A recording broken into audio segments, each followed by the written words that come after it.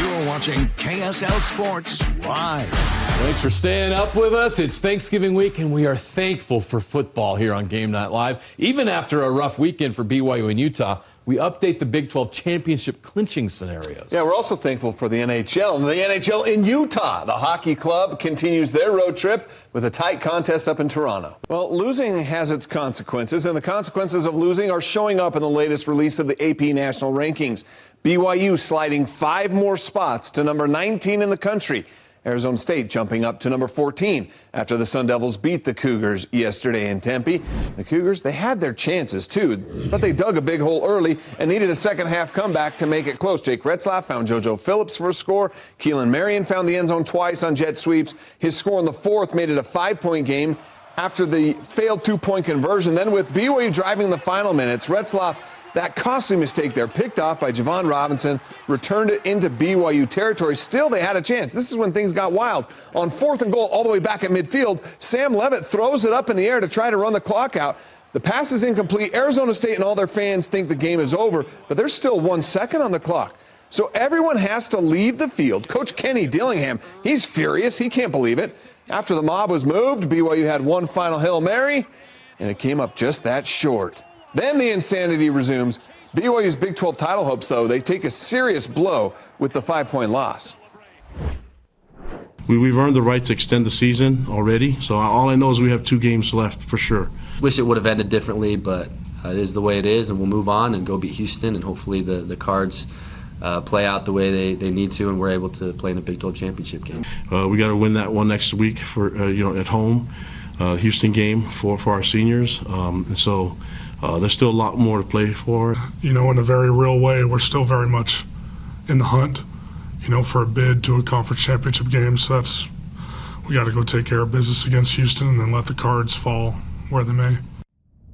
All right, so even with the consecutive losses, BYU still has a chance to get into that Big 12 title game. Simply put, they have to beat Houston on Saturday night, and either Arizona State has to lose to their rival Arizona down in Tucson Saturday at 1:30, or Iowa State has to lose at home later that day against Kansas State. If that happens, BYU will play for the Big 12 title on Saturday, December 7th.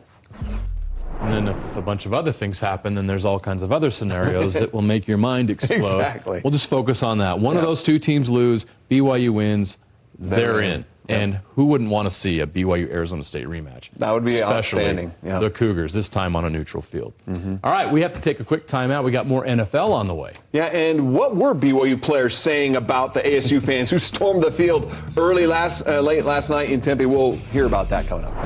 It's not about football for me. It's the last time playing with my brothers.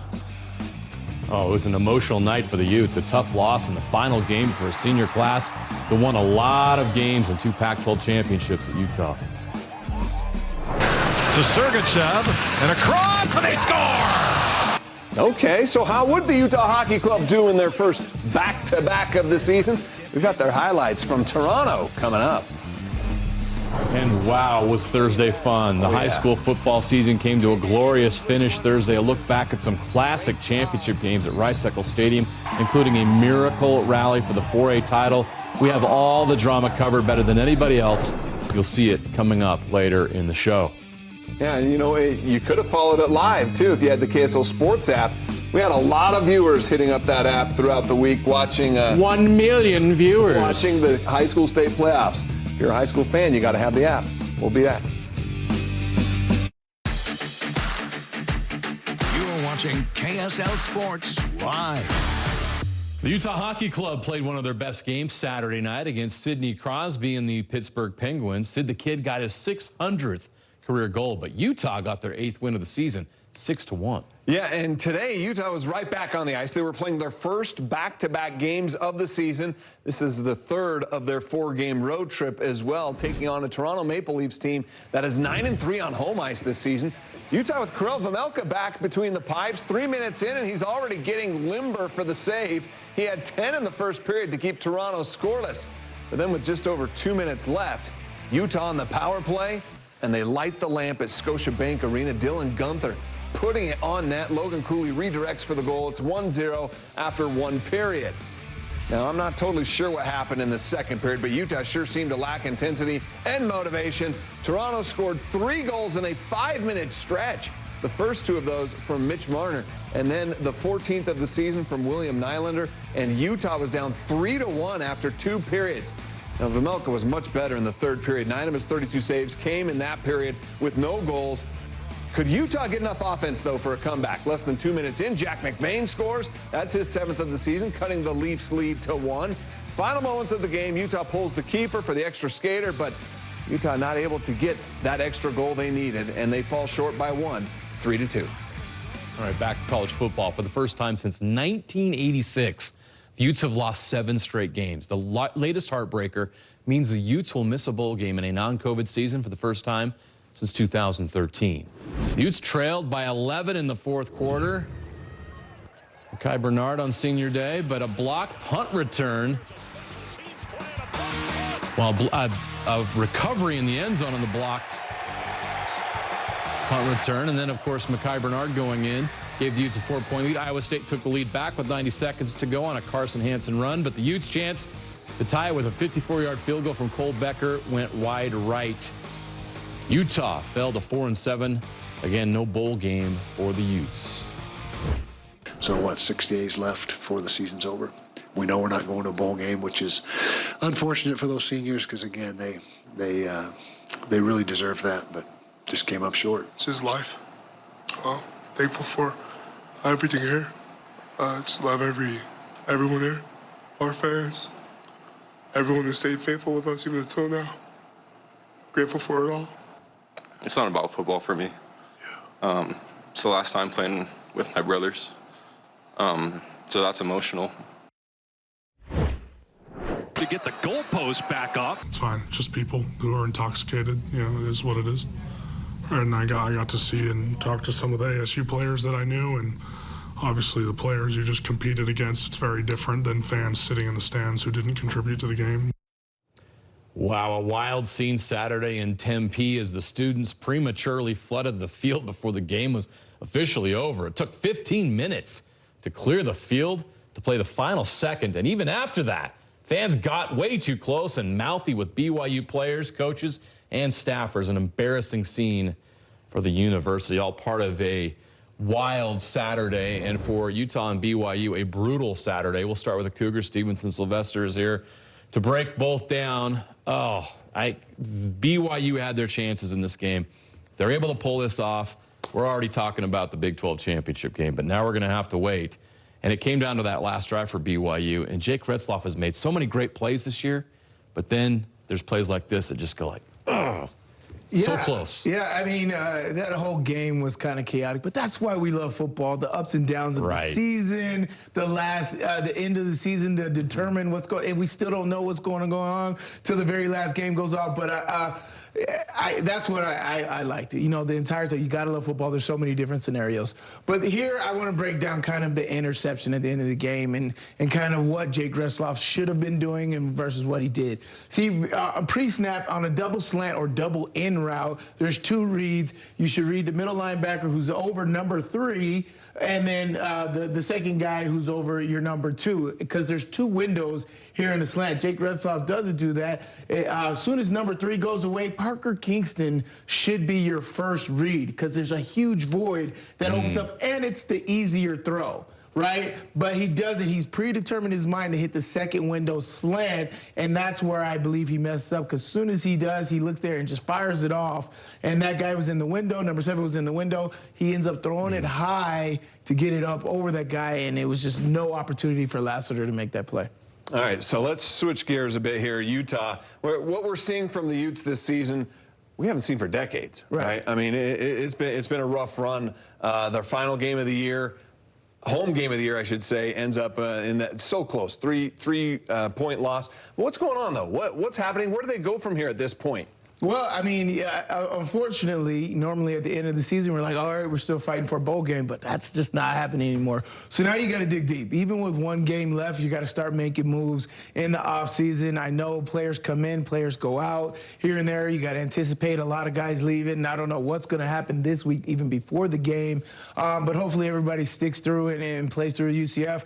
But you got to expect major movement. And first things first is you got to make sure the main things are in place, right? That is the administration, the coaching staff, so whatever coaching positions, OC, that's got to be in place because the players that you bring in have to mesh with those guys. So if you can get that established first and foremost, and then it trickles down to the players. The players are going to make their own moves. The recruiting staff is probably already on it with guys in the portal that they can look to as soon as that opens up. But it's going to be a lot of movement with Utah that we haven't been used to, but it keeps going up every single year. More and more kids are in the portal, more and more opportunities. We're seeing guys that we're not able to develop, so we're having to put them out there earlier than we're used to. Less and less high school scholarships are happening because of the transfer portal. 105 limit is going to be an issue. Yeah. So you're reducing everything. Not even walk-ons are going to have that much opportunity. So guys that are in these positions got to make a lot of tough decisions. But Utah's got to get on it and start making business and making football the priority instead of the transfer portal and NIL driving decisions, right? I feel like this year, first and foremost, on keeping guys playing or even not playing guys, I feel like we let that drive the football decisions, which led us to 7 straight losses. Real quick in 20 seconds, how important is it that they go out and get a transfer portal quarterback that can start for them next season? Well, they got to. I mean, you got Batari, you got who He's knows graduating. what's happening, right? You got guys leaving. You have to get another guy either way. Even if Cam Rising comes back, we don't know that situation. You can't rely on Wilson and Rose. You've got to go out and get somebody that can lead. You have to. Sam Heward's here as well, so you just Right. don't know the future of those guys. But you can't rely on what's happened the past 2 years. All right, one more week of the regular season. Next weekend's gonna be a lot of fun. We'll have a lot to talk about then. Sly, thanks. This was a great moment Saturday at Rice-Eccles Stadium. The Utes honored Ty Jordan and Aaron Lowe on senior night. The two fallen Utah teammates would have been members of this senior class if they were still alive today. Utah continues to honor their memory and contributions to the program. It's great to see their families there on Saturday night. We miss them. We miss them, and unfortunately, there's not a lot of guys left on our team that knew them because, they both came, 5 years ago. It was really special to honor them and have their families here. Great families. Love those people.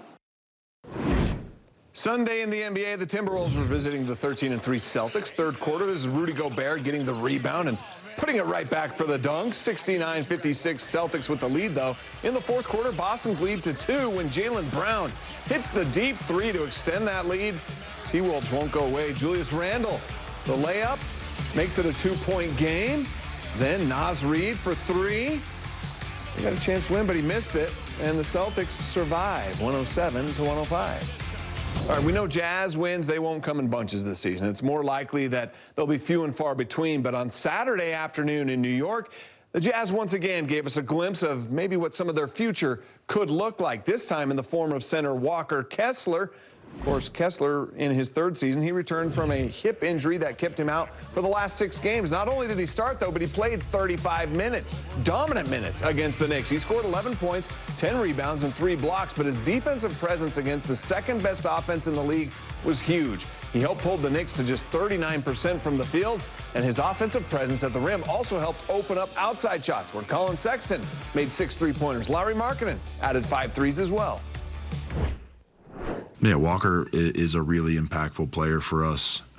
It's not just about physical stats. It doesn't have to be 40 points and 25 rebounds. Like, the way that he occupies space, the shots that he deters on defense, even though there are some that he doesn't necessarily block. I know Walker wants to block every shot, but the ones that he alters are just as important.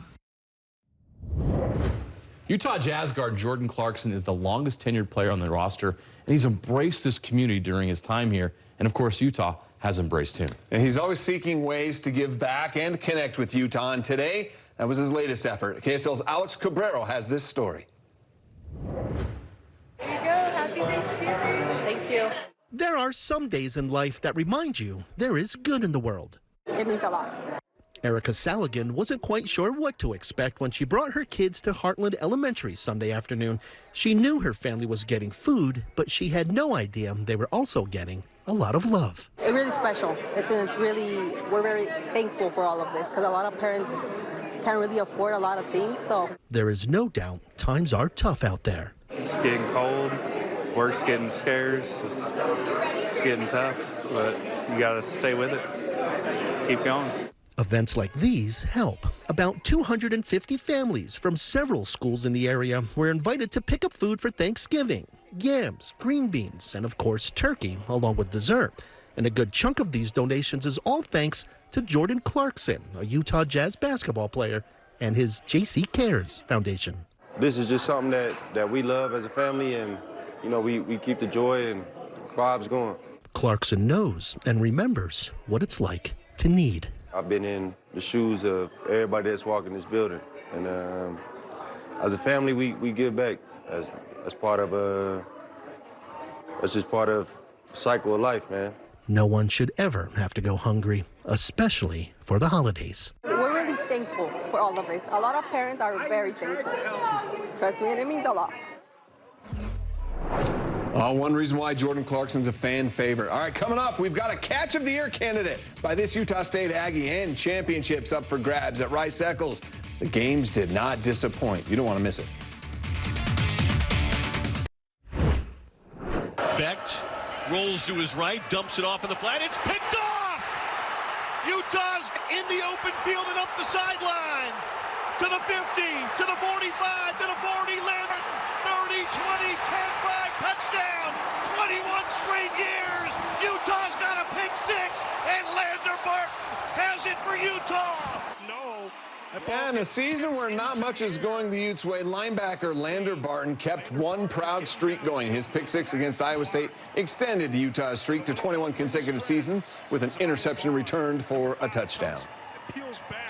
Perfect for our archive. The nation-long streak started back in 2004. The first one, a 76-yard pick six by Utah defensive lineman Jonathan Fanene. He went on to play in the NFL, but before that, he scored against the Utah State Aggies. Sione Boha, by the way, deflected that pass that led to the interception. That same season, defensive lineman Steve Fafita got a pick six, too. He intercepted UNLV's Shane Steichen and took it to the house. Does that name sound familiar? That's because Steichen is now the head coach of the Indianapolis Colts. All right, our Any Hour Services play of the day coming to us from Utah State's win over San Diego State Saturday. Final seconds of the first half, Bryson Barnes faking the spike, and then, did you see that? Wow. Grant Page makes an incredible one-handed catch and the toe tap. This angle shows it well. My goodness. Great awareness, great coordination for that touchdown. The Utah women's basketball team on the court tonight against the 4-0 Montana State Bobcats. First quarter, Gianna Neepkins made the three-pointer. And then Ines Vieira gets the steal. Fast break, layup, 11-8 Utes. Third quarter, Kennedy McQueen. She drills a three for a 37-20 lead. In the fourth, Reese Ross drives to the basket for the scoop and score. 51-35, the Utes get a nice win, 72-53. This afternoon. You know, surprising move in women's basketball came the way of the University of Utah this week. After 9+ seasons as Utah's head coach and 165 wins, Lynn Roberts was named the new head coach of the LA Sparks in the WNBA. 3 days later, Utah announced its new head coach. After spending the last 10 seasons at Utah, including the last 5 as associate head coach and helping guide the Utes to new heights, Gavin Peterson has been named Roberts' replacement. As part of a coaching staff that led Utah to 6 postseason appearances, including 3 NCAA tournaments and a Sweet 16 run, Peterson steps into the role as the program's 6th head coach, and he does so with strong support from his university. I probably was more shocked when Mark and Charmel talked to me and said there is no interim tag, and they showed me and talked to me about their belief and confidence in me, and that was a pinch me moment.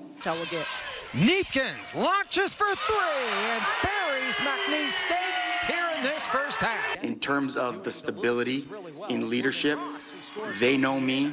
I've recruited each and every one of them. They've heard my voice, but it is what it is. And again, they've showed me over the last couple of days, and not through words, just through actions, that they have the confidence in me, and that's been pretty darn cool. Shocking news in women's college basketball. #1 South Carolina versus #5 UCLA. First quarter, UCLA's London Jones hits the three-pointer. The Bruins led 15-2 early. They would continue to rain threes the entire game, and that would be the key to knocking off the #1 Gamecocks. UCLA wins 77-62. That snaps South Carolina's 43-game winning streak and run of 33 consecutive road victories. It was also the Bruins' first time beating a #1 team.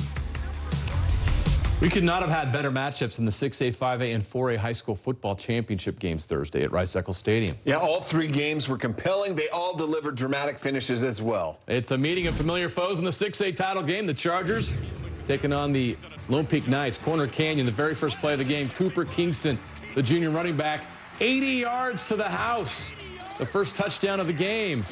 Just getting started. The Knights, though, would score the next 21 points. Kepanime Tolu and Lone Peak took a 21-14 lead at halftime.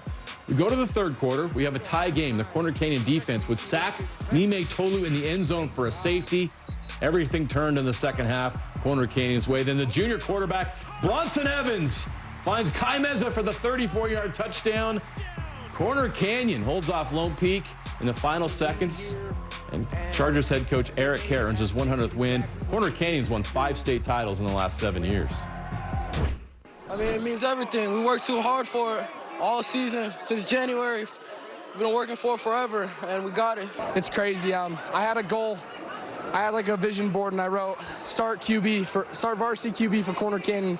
It's been a dream of mine since I was 8, and I mean, checking that off was great. And then after that, I had to write a new one. The next one was win a state championship. So can't wait home to check that off the list. And this is a great feeling. We've worked for it for many years. We lost to them earlier in the season, so just getting this get back is great. It's a great feeling. Roy and Bountiful both looking to end a long championship drought in the 5A title game. We start this one in the fourth quarter where Bountiful takes a 7-point lead. Emerson Geilman to Connor Clark. The ensuing kickoff, Bountiful is actually going to try an onside kick, and oh no, Riker Cordero takes it the other way to tie this game back up. Bountiful takes the lead with 20 seconds left. Siaki Fekitoa, his 4th rushing touchdown of the game, makes it a 42-35 game. Roy has one last heave to keep this game going. The deep ball will be caught, but then they got to do the pitchy woo, like Jeremiah likes to say, but it didn't end up working out. Bountiful Redhawks ending their 21-year drought with the win. You feel it all week. And everyone wants to talk and be a part of it, and we wanted them to be a part of it. You know, I was a sophomore in high school last time we did this, and it's fun to do it, come back again, and get it done this year. I mean, we had a tough loss to them last year, and that's kind of stung all year long, and I've been counting down the days to play them again this year, and we just work hard and trust our coaches. Our coaches do a great job, and they put in a great game plan, and everyone just is so bought in. Now to 4A, Spanish Fork looking for their first state title ever. In 105 years of football, defending 4A champ Crimson Cliff stood in their way. Caden Vest, 42 yards for the touchdown. Spanish Fork had a 42-21 lead with 9 minutes left. Game over? No way. Crimson Cliffs didn't quit. Ryder Sherritt to Jackson Holt, 46 yards for the touchdown with 3:34 left, cut the lead to 7. They get the ball back. Sherritt to Malachi Olofopo, 37 yards. That sets this up with 15 seconds left. Sherritt to Olofopo again. Touchdown, ties the game at 42. We go to double overtime. Caden Vest rushed for the 2-point conversion, and he came up that short. McKay Wright beats him to the spot. Vest a yard short of the win. We go to the third OT. They go to their guy, McCord Christiansen, who punches it in. That is the game winner. Heartbreak for Spanish Fork, but elation for Crimson Cliffs. They complete a miracle rally, 28 fourth-quarter points, and they defend their state title in triple overtime. I mean, right at the end, just get in the dang end zone, had full confidence in my team, full confidence we'd win, and it just happened, and I'm so dang excited. No doubt, I mean, you have to stay confident in that situation. It's a state championship your senior year. What are you going to do, go out and lose? You got to win, and I'm just so happy. I know, we're just a bunch of ballers, no doubt about it. We have the greatest coaching staff, hands down, and yeah, it's just awesome.